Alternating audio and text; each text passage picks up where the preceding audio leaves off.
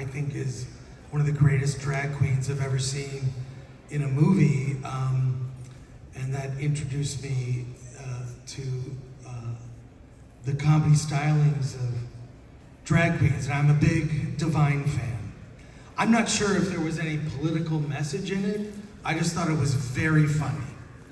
Okay, any Divine fans out there? Pink Flamingos? If you're a fan of Little Mermaid, you're a fan of Divine. Yes, yes, yes. Inspired by, I believe, Divine. I think you realize that too. So very influential. I saw that movie at 16. It blew my mind because until then I'd only seen normal mainstream movies. And if you've seen Pink Flamingos, in particular, the final scene, you know what I'm talking about. So that's a weird example, but there you go. Oh, I love that. There's so many things. I mean, if we really want to dig way past there, I just really loved. This is gonna be so weird, but there's a theme in my loving female powerful badasses. Like I loved Powerpuff Girls growing up, and then it went into Totally Spies, and then became Charmed. So if you could see the pattern, I realized that later in my life that as I grew up, I went with but Charmed was so influential in my life, just as a TV show, but those, Alyssa Milano and everyone in that show. Yeah, I love that. Oh, yeah, right? It woke in something so deep in me, and I'm like, that. Yeah, so that's probably my answer. There were like a ton of those for me, but the one I can think of right now is Crimson Tide, which is a submarine movie with Gene Hackman and Denzel Washington that is really just, I mean, a pretty on-the-nose allegory for race relations in the film, in society, and it's something that I think sparked a lot of conversation, and also I think it's part of what I think until recently, there had been a great lessening of racial animus in the country. And I think a lot of that was due to like a real concerted effort by some studios to make racism bad in the 80s and 90s. I'm not going to comment on it since then. But it's far from perfect, but it is an example of making entertainment that is entertainment first, but does have some undertones to it. So this is hard to answer because everything that I've ever watched that has really made an imprint on me is such a big part of my personality. So there's so many, it's like how long an answer can I give? But I will say this, definitely a lot of the, badass females, Alien, Terminator, I love Buffy, You're taking all of my answers, by the way. I don't know how to give one answer, I'm sorry. X-Men, I would also say, I mean, there's just been so many things over the years that I've seen that Monster Squad, that's random, but that was like me as a kid, just like, this is me, this is who I am, I want to be part of the gang. Yeah, I was going to say Ripley, for sure. I mean, Ripley, Sarah Connor, Buffy, all of those growing up made me realize how awesome and powerful women can be, and my mom is also an awesome, powerful woman, so most of my movies have female leads in them. The other movie that came to mind was The Day After, which is an ABC movie about nuclear war that aired in the early 80s. It's still the most watched non-sporting event in American television history. More than half the country watched it. They handed out pamphlets about nuclear war and everything. And if you've ever seen The Day After, it is absolutely devastating. It's terrifying.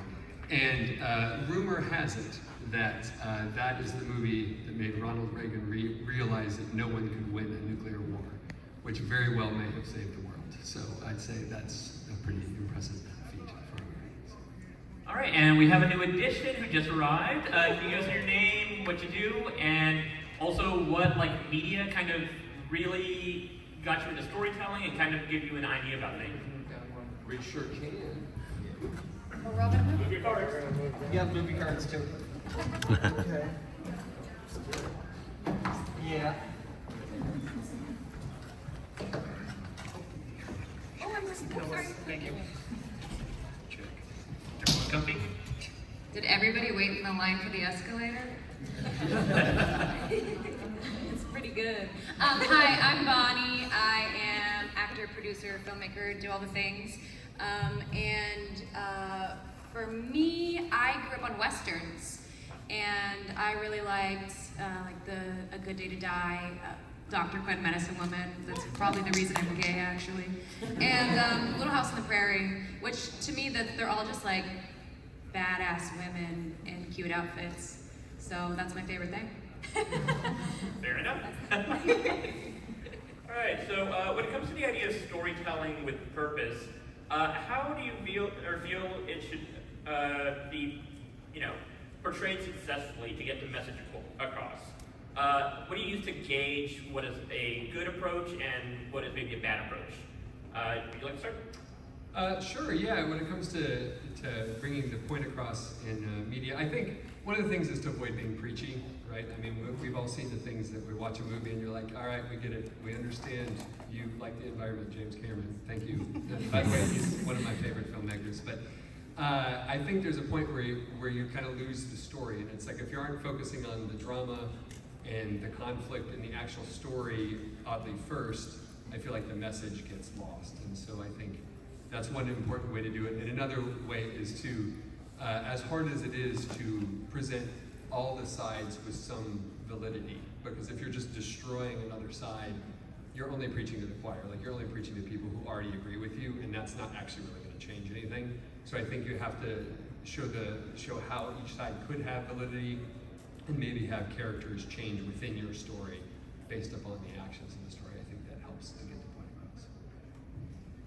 Yeah, and I would say that as much as it is about the message and the story, it's about the people that you're talking about and feeling relatable, and you need people to feel real and to feel like their concerns are relatable and true. And I mean, at the end of the day, all this stuff is very human. It's people are living these things, having these feelings, and if you can't capture that in a story, then the message is not going to feel real. Yeah, no, I mean, I think the limiting factor is how much is just remembering that we are at our core entertainers here. And while we may want to give a message to our entertainment, we also have to make it entertaining. And if we want to change society in any way, shape, or form, we first need to have our message be seen. An example would be Fruitvale Station is an incredible film, but it did not have the same reach as something like Black Panther. And it is, I mean, I know a lot of people who worked on Fruitvale Station. It is a wonderful piece of filmmaking, but your grandmother never saw it and probably hasn't heard of it. They have heard of Black Panther. And again, it's more about consistent chipping away than it is about changing someone's mind in one fell swoop. Yeah, that's such a great point. Even to Craig's point too, I think that definitely not hitting someone over the head with it, and including the voices of whatever story or demographic that you're trying to reach, making sure that you have those voices and that opinion on set, or you've talked to them, or there's just including them in the narrative of that message. And to the same point too of what you're saying about making it commercial, so that you're not in this echo chamber. There's sometimes the most powerful message, like when you are yelling at someone, or like someone who says that they're feminist, and you're like yelling at men or something like that, they should be part of the conversation and not making someone feel bad.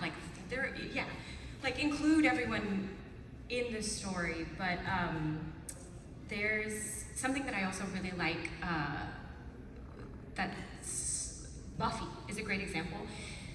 Buffy, they made her feminine and badass, like, which was such a cool thing, because a lot of feminine, when they're badasses, it takes all of their femininity out of them.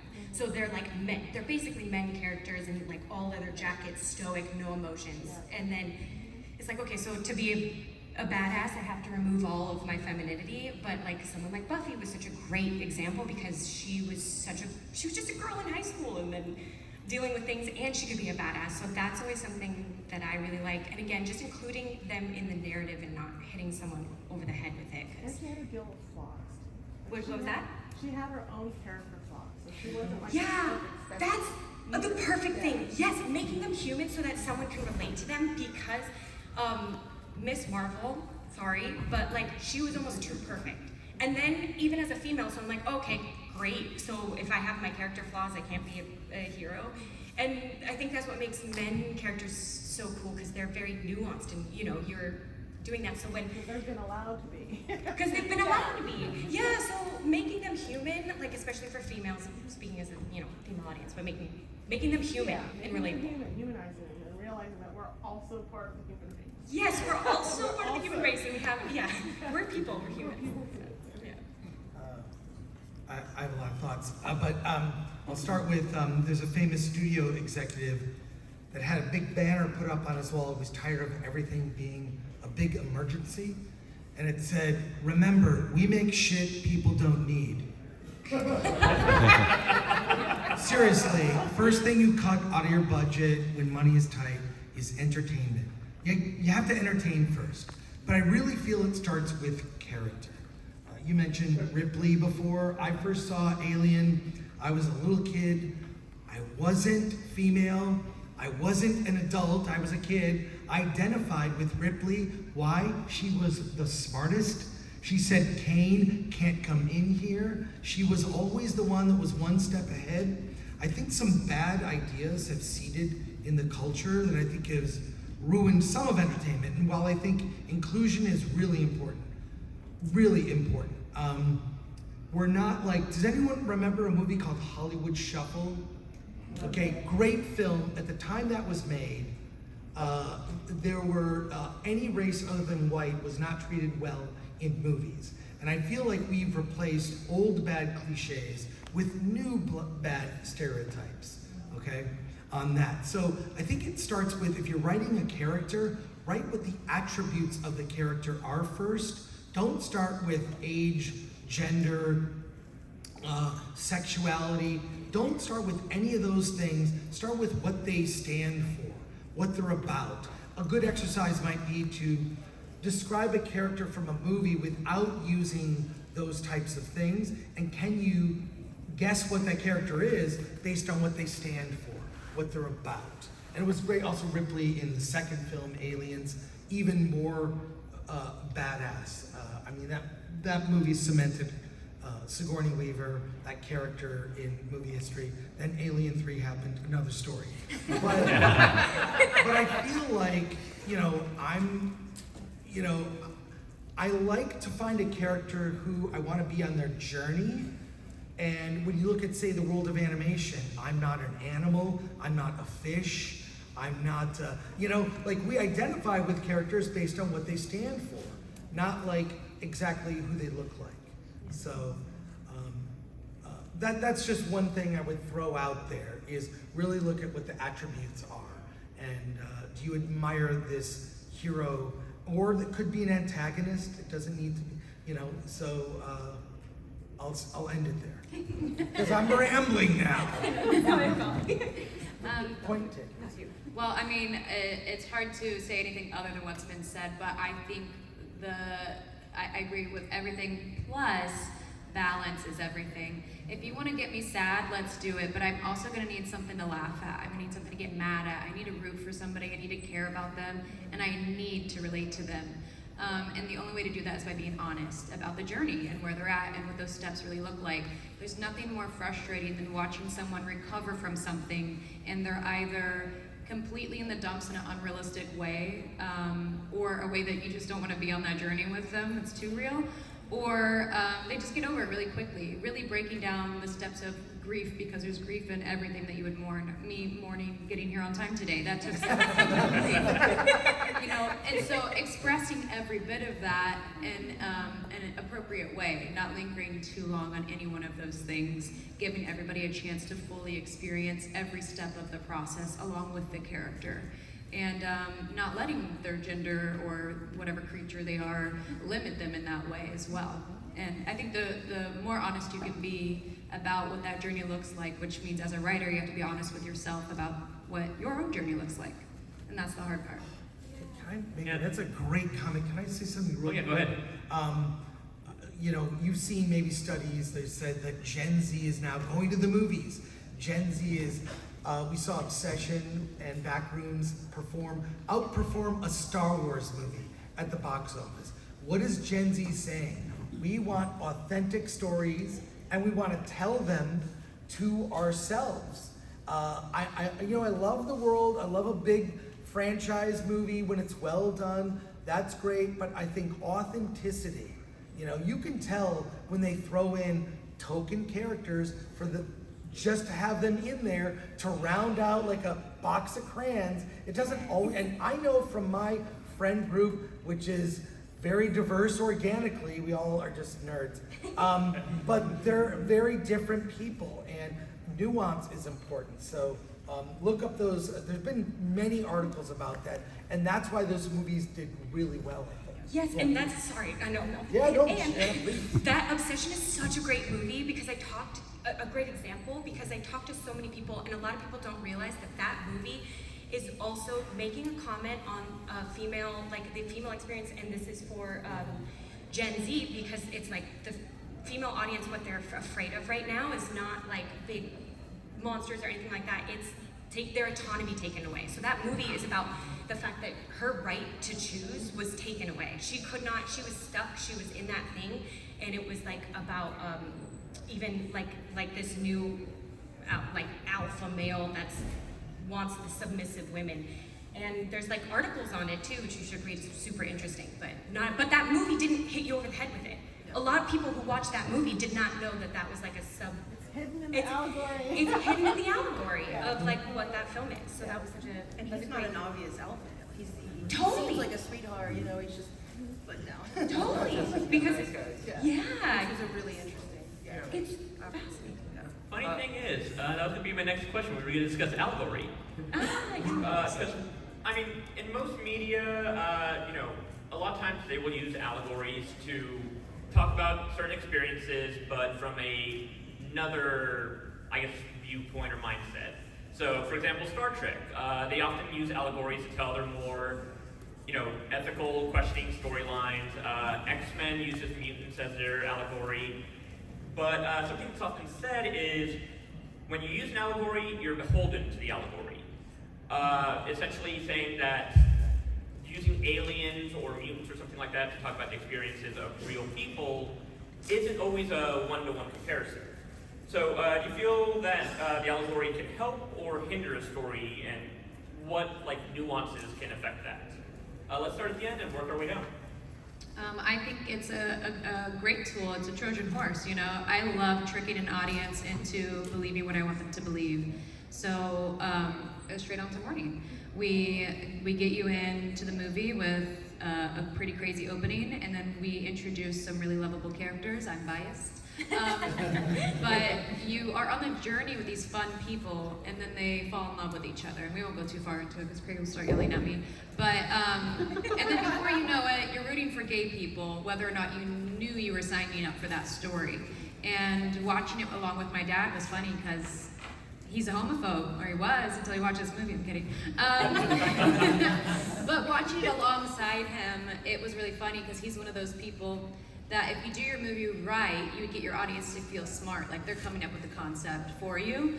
And my dad watching that was very much like, oh, these guys don't even know that. What about this? Why are they? And he thought he was the only one in the world that could notice these things and spot these things, and he could have solved the problem for everyone. So he's explaining it to the rest of us, including me, and I was there for the making of the movie. So I think it's brilliant, because if I were to say to you, hey, I just want you to watch this movie about queer rights, and that's not something you're excited about, you're gonna roll your eyes and no, you're not gonna do it. But if I'm like, here's a road trip story gone wrong, now I can trick you into watching something you maybe wouldn't have watched before.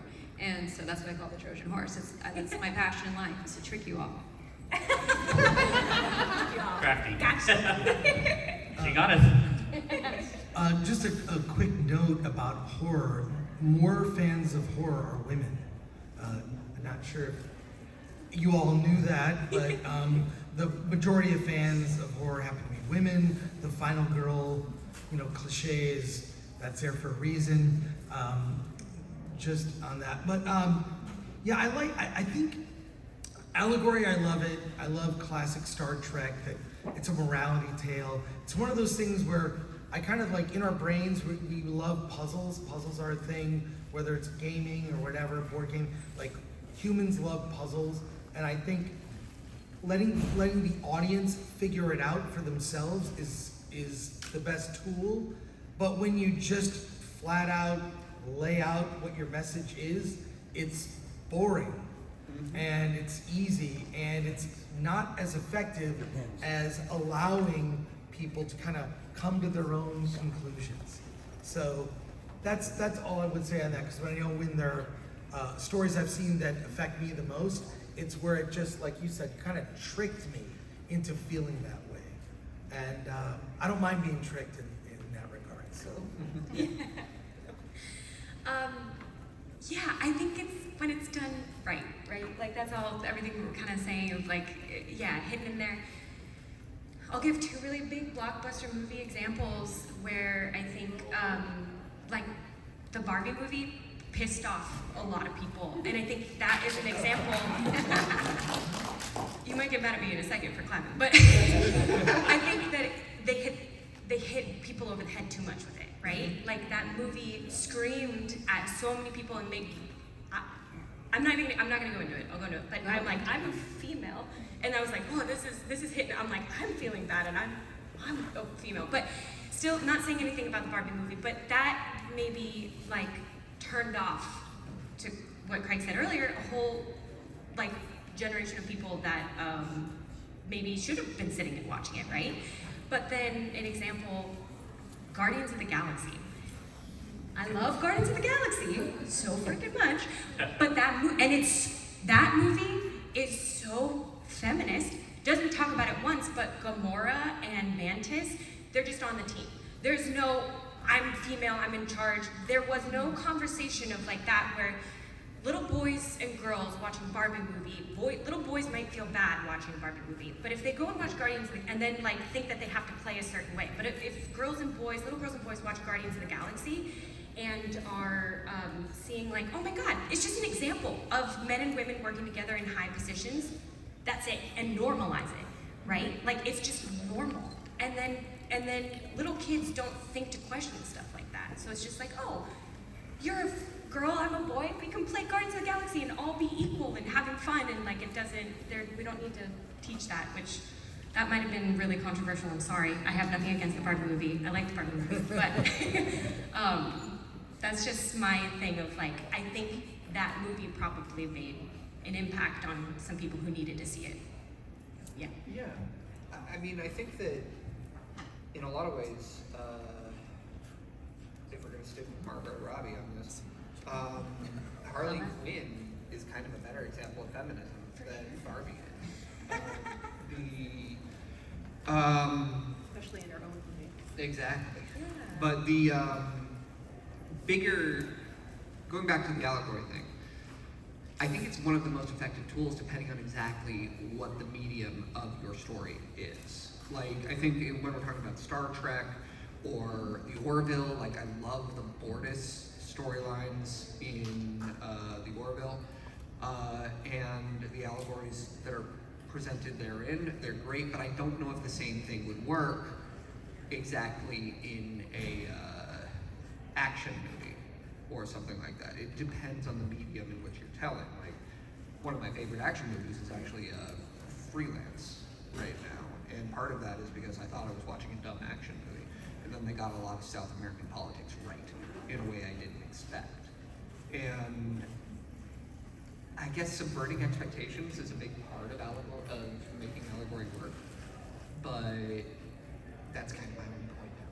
So, Yeah, I mean, I think everybody's kind of covered it, but I think it's just about doing it right, being sneaky, as a trickster. Someone said. Also, thank you for the Barbie commentary because I feel the exact same way. Yes, we'll have a long conversation about it after. Also, love Guardians. Yes. And yeah, I mean, obviously, some people do kind of hit you over the head with it. Obviously, Avatar, another one. Which Avatar? Oh, jeez, yeah, right. Just as a whole. Cameron or Nickelodeon? yeah, that's No, kidding. No, because we talked about Cameron before briefly. But yeah, I just think it's about how you do it. I mean, Obsession is a perfect example of that. Because, like you said, a lot of people didn't even notice what was really happening. And then it was like, oh, okay. And I think if you can get through to someone like that and manage to weave it into a story so brilliantly, is just really impressive. And I think that that's why this movie is doing so well and it's still getting an audience because, you know, again, something someone else said too is originality and just creativity and stories that are independent and not the same thing over and over again. I just think that's a brilliant opportunity to showcase allegory. Horror does a good job of that. I mean, The Conjuring was also horror. Yeah. True. Yeah. Totally. Horror and science fiction are both great Yes. allegory tools. I mean, Fantasy. fantasy and westerns. I mean, it's honestly it's why I like genre filmmaking as much as I do. Yeah, I think going on what everybody's saying, it's like having the allegory be a part of the narrative and not just something where you're like, oh, we need to throw this extra thing on and make this point as a separate piece, like building it into the actual character desires and the plot and all of that stuff helps that allegory come across better.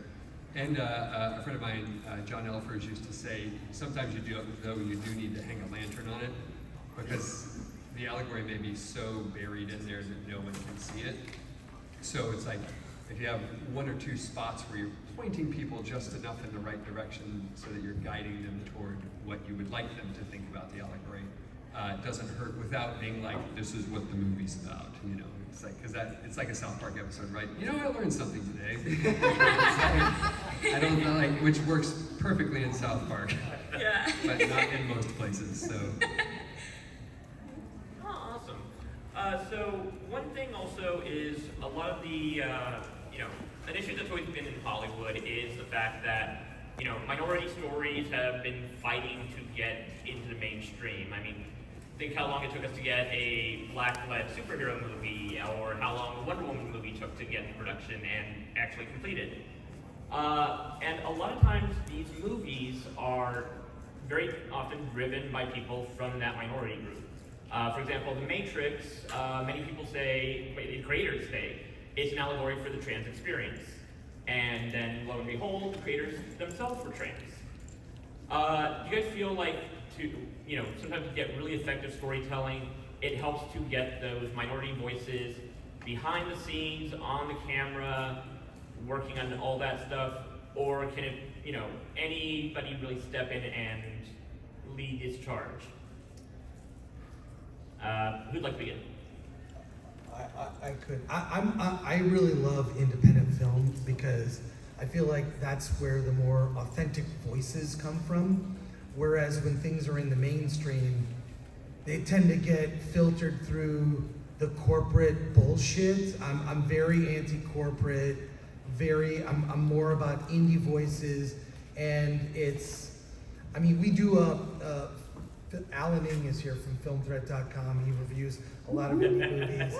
And it's just better when it comes from an authentic voice, and getting through that filter of corporate whatever, the more and more money that's involved completely dilutes whether it's personal vision and whatnot. So I think more indie voices, especially young filmmakers, right? I mean, look, with all due respect to Spielberg, Scorsese, and the older filmmakers, they seem kind of out of touch to me. But when I see the young, like these, Obsession, Backrooms, like, I don't care if those movies are perfect. I know they have something to say for their generation. So yeah, please. I was just gonna say, people say that they're just not hungry anymore. Like when, younger, like, not to say they're not hungry, but So they're but it's literally like- not hungry. It's sort of like when you see certain types of characters through a lens of whether it's gay characters written by straight people or just like, that's why growing up on John Waters, I mean, his stuff, he would make you laugh first, but you're like laughing, well, that's the greatest drag queen I've ever seen in a movie, or I guess those characters are gay or poly, or I don't even know, it doesn't matter, they're funny, you know? So I think it really comes from authentic voice. I don't know if corporate Hollywood can do that, something like a Guardians like can seep through, but James Gunn came from indie film, and he was making trauma movies, you know? And so I really think it's about the voice, but the corporate lens, it's almost like you've gotta trick them into doing something. So I don't know, I just like when it's authentic.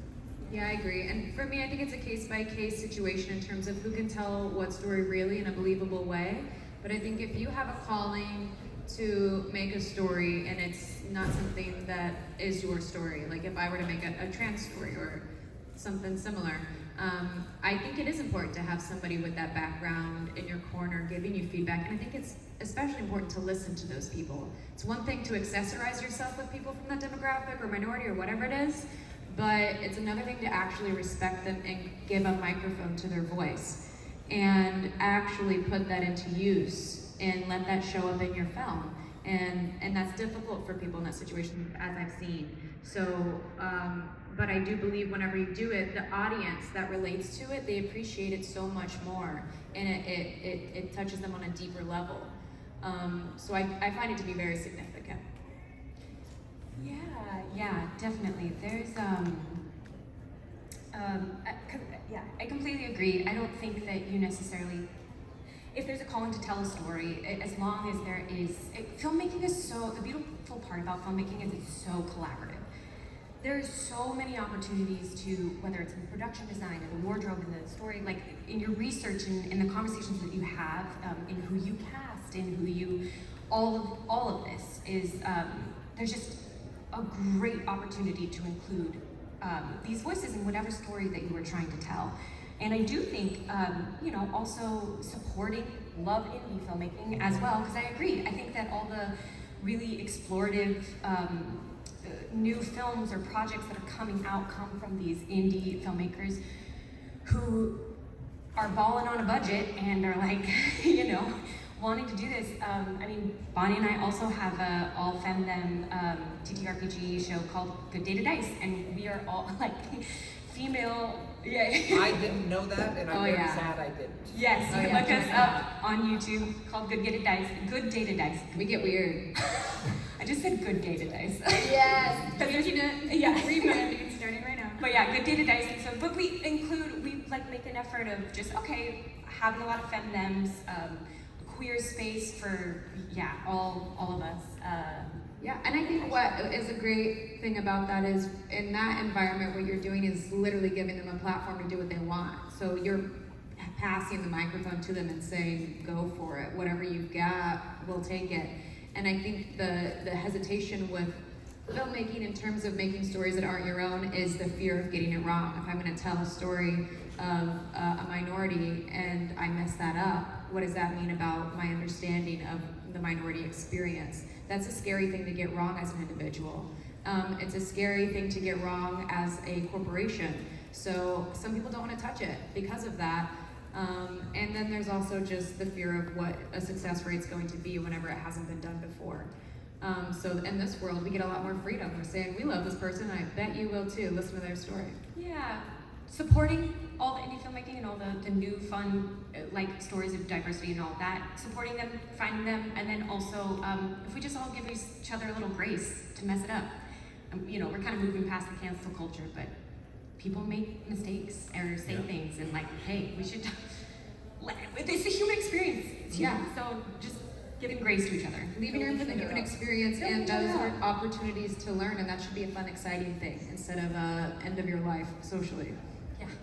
Yeah, I think, like you said, it's I think if you have a calling to tell a story and a passion to tell that story, and storytelling is about empathy, right? So it's if you have the ability to feel the empathy toward the group that you are feeling about and want to learn about them, you also should have people from that group participating in your thing, because it's like I mean I made a lesbian movie and I know it may be hard to believe, but I'm not a lesbian. And, You're an honorary lesbian. I know, I'm an honorary lesbian.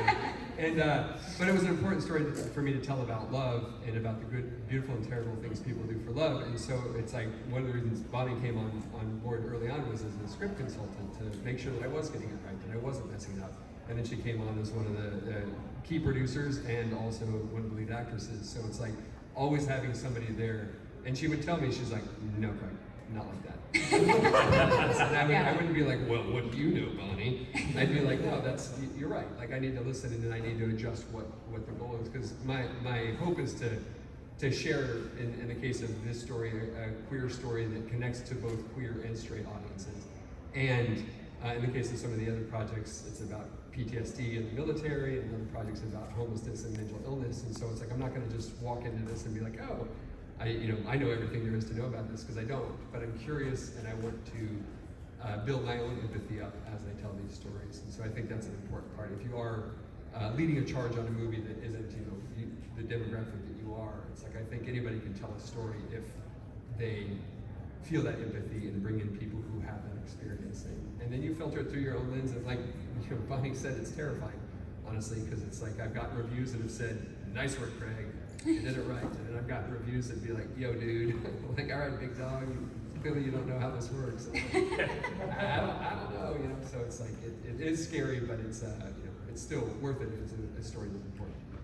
Can I say something controversial that Yes. might make you all hate my guts? But I think that authenticity is more important than diversity. Mm-hmm. And I think when lately there's I think inclusion is really important in stories, but also sometimes I grew up watching a lot of foreign films as a kid because my mother said, don't go see the mall movies, those are lame. I went and saw foreign films. I grew up watching Asian cinema, Ultraman, Johnny Sacco and his giant robot. I saw movies where there was no white people. I didn't care. I identified with the protagonist. Didn't matter to me.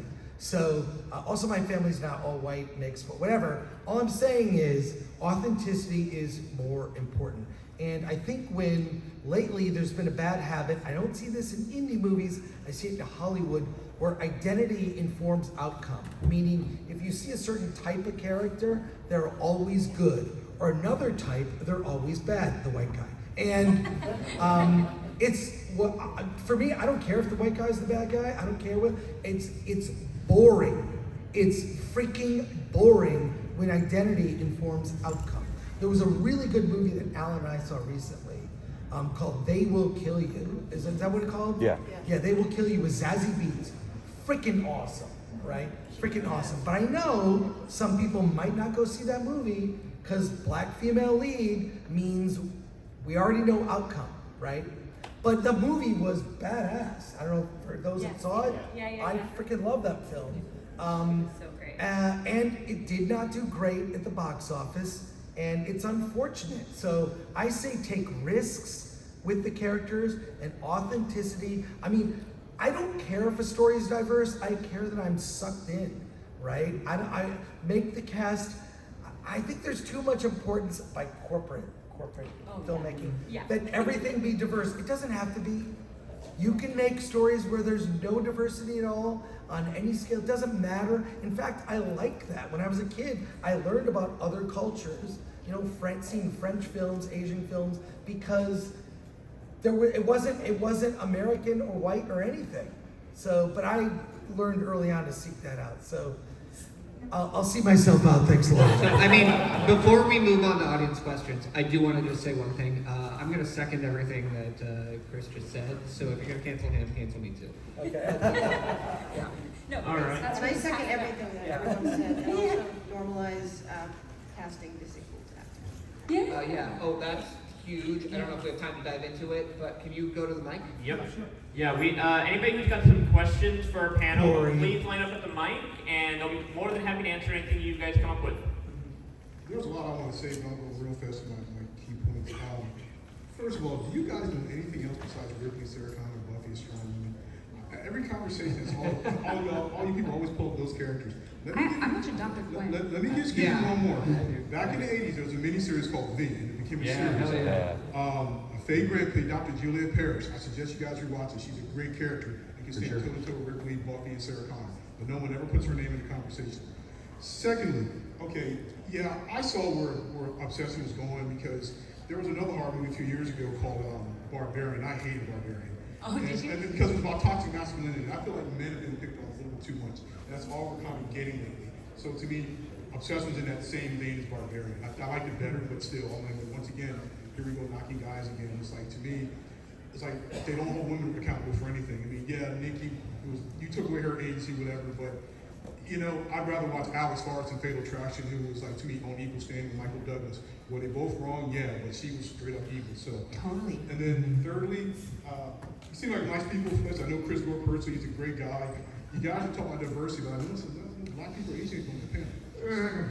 I will speak to that last part. Thanks, Corey. Corey, yeah, we did have a couple of other panelists who were unable to make it last minute. That would have made us a much more diverse panel, and I do feel bad that it was not as diverse as I would have liked. So that is, but it's a fair criticism. With a moderator, what's the problem? But so yeah, and then in terms of other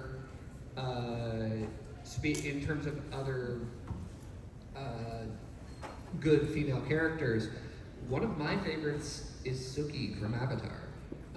Fair enough. Yeah. But like I said, it's not just you. Every time I see it all the time. Every time a strong female, it's always Ripley. Well, Sarah Connor. Corey, can I respond to that? Because Just Leia. it's because it's one that everyone knows. I feel like everyone knows Ripley, so it's a point that we all understand. But there are other great ones. Star Trek. Yeah. I agree with that. Yeah. Well, and to your point too, that I agree, that's kind of what I was talking about with like, we're making the female characters lately too perfect. And even for the female audience, as like, I'm watching this, I'm like, I can't relate. When the female Ocean's 11 movie came out, I was like, okay, we just watched a movie where this whole female cast executed their plan perfectly. Perfectly. But like, there's one tiny hiccup, and it was like, to show, right? Like, oh, females, we do it better than you. It's like, no, we're human. So to this, I agree. I think that the more that we can start humanizing, and it's like, cool, when there's flaws, when females have flaws, we have flaws, we're not perfect. No one should think females are perfect. We're all human, it's part of the experience. So I agree. Well, from another perspective, me personally, in the first Alien, Ripley's commentary. Say that it was She saves Jonesy. She Does does. save the cat. She does That's save an the important thing, saving the cat. Yeah, and you know, I will say in terms of us flawed women, I really like villainizing men in stories. I can't get enough of it. Here's my thing, and we can have drinks about it after. Here's my thing, until men stop being terrifying, I'm gonna keep complaining about it. I'm gonna keep going on about it and murdering them in my movies because that's what they're doing in real life, and I need vengeance, so this is the only way I can get it. Legally. And I know it's frustrating as a man, and I know a couple of good guys, like a few. So I know for those guys especially, it sucks, and I want them to have more of a moment in the world. So every once in a while, we have good guy characters for those people.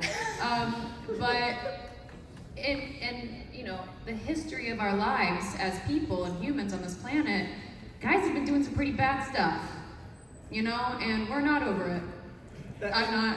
And I don't have enough time to talk about the 100 different women in films. Yeah, and not to be too pitchy here, but there is a movie with two really strong female characters that you can find right now. It's called Straight On Till Morning. And the characters are Danny and Caitlin. They're smart, they're flawed, they're freaking great, and they work well together. It's a fantastic film. I'm not biased. It's not like I distribute it or anything. But or like half of this panel worked on it. Yeah. All right, we got another question over here. Yeah. I was just curious, it seems like online there's a lot of discourse, especially in regards to the effectiveness of advocacy in media regarding media literacy. And I was curious, is it a matter of an actual lack of media literacy and thus the responsibility of other systems like education, participatory discourse, and things like that to help to improve it? Or is it, as you are discussing, more of a issue with mainstream productions failing to trick their audience into watching films in kind of like separating communities in order to get the message, or other flaws such like tokenization, issues of how diversity is being integrated, things like that? I would say it's a mixture of both. I think, let me get my aluminum foil hat on for a second. The world wants us all to just, shut up and drool on ourselves with no actual thoughts of our own. So education is terrible on purpose. And without education and exposure, you don't understand things. You're not able to relate to a lot of stuff unless you've had that experience yourself.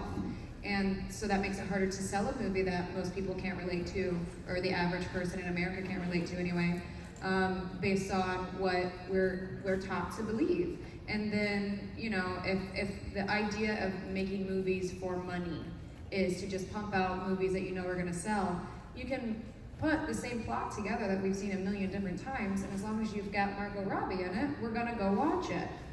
And that's part of the problem as well. Not Margot Robbie, she's great. I just mean like that concept in general is part of the problem. It doesn't help advance society in any kind of way. It doesn't take any responsibility in how your art affects society. And our teachers need more support. Yeah, Yes, 100% on that. Yeah, for sure. But yeah, I think it is a mix of both. We need more thoughtful media, and I think if we get more thoughtful media literacy will increase. I think that this is like technological and media literacy is much greater for younger demographics than it is for older ones. And I think part of that is the widespread availability and diversity of available content if you know how to find it. And I think for a long time, especially older generations, only had really limited siloed content, and that's part of the issue that we're facing. I don't know what media literacy is, but I know I've never trusted the media. But I'll say, when it comes to the discourse or conversation online, I wish there was less of a commitment to being right and more of a commitment to having a conversation. And that goes for not just discussion of movies, but everything. People sit in their corner and I'm right, and not a lot of listening. And to me, like with Alan who's sitting here, I know I've referenced him a few times. We disagree a lot. The point is not, like I'm right, you're wrong. The point is the conversation. You decide, if you observe the conversation, what you think about that.